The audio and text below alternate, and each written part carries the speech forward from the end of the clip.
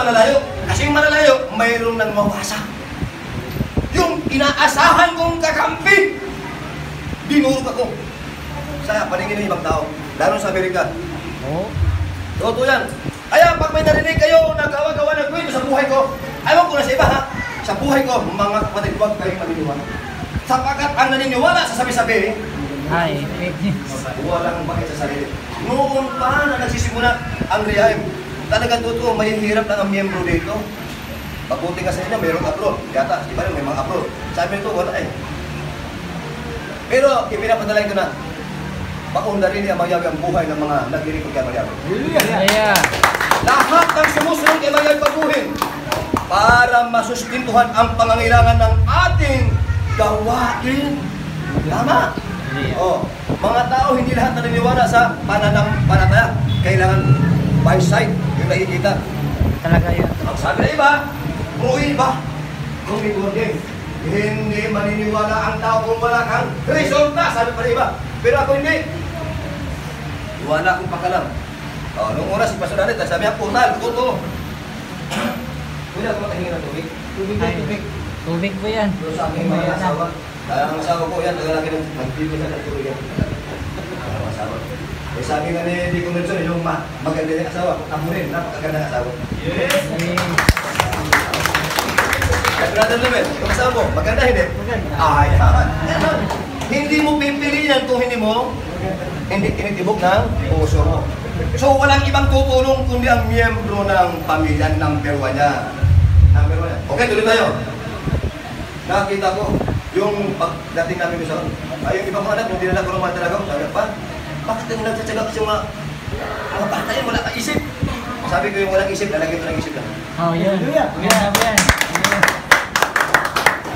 Yung bahay namin inupahan doon, na ang upa 4,500, nangupahan ako. Bakit?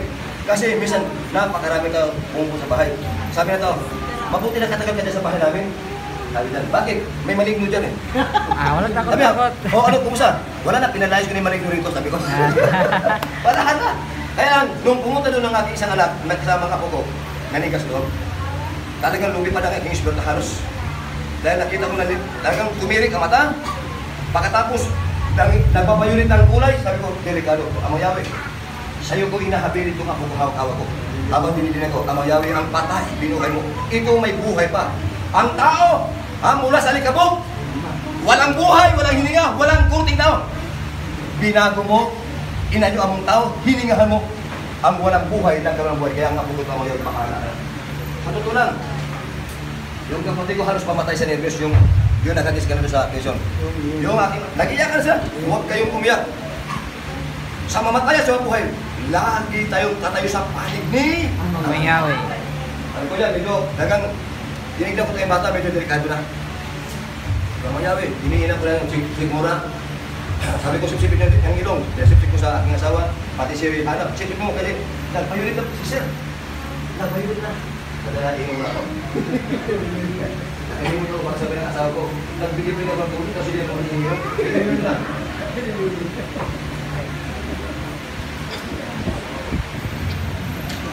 Nakita ko, bilang ang bata, dinignan ka. Yan. Yung pag tumirik ang mata, anong maiisip mo? Pag ang mata ay buwan na, tapos biglang nangitim ito. Anong mangyayari, anong nakikita mo? Anong mararamdaman mo? Tampar. Upo, sabi niya, naku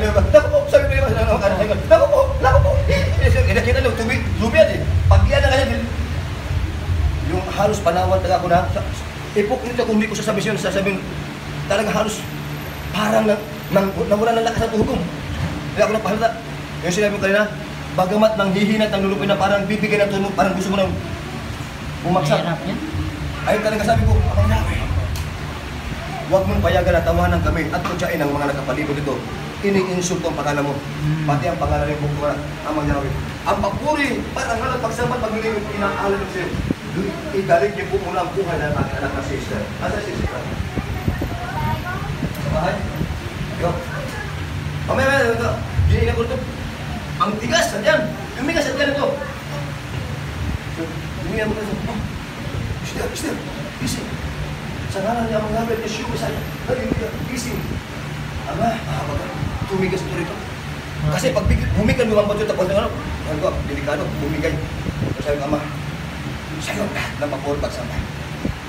Alam ko, pagsubok lamang ito, kung may demonyo man ito, Satanas, masamang espiritu, kung sino ka man, masamang tao, magkukulang, mababarat, o ano pa man, lumayan ka sa kapangyarihan ng Yahweh. Hallelujah! Pag ano ko, bigla, sabi ng bata, may dinig. Ay, salamat. Tapos bigla na daw, lakas ko pa rin. Pag sabi ng bata, ay, nakahinga na. Ibig sabihin, okay. Ay, kung nagtuloy-tuloy na, hindi tayo, hindi makahinga. Nung sabi, nakita ko yung violet dito, naputuloy na nagdulgo, lula. Pagkatapos, butla.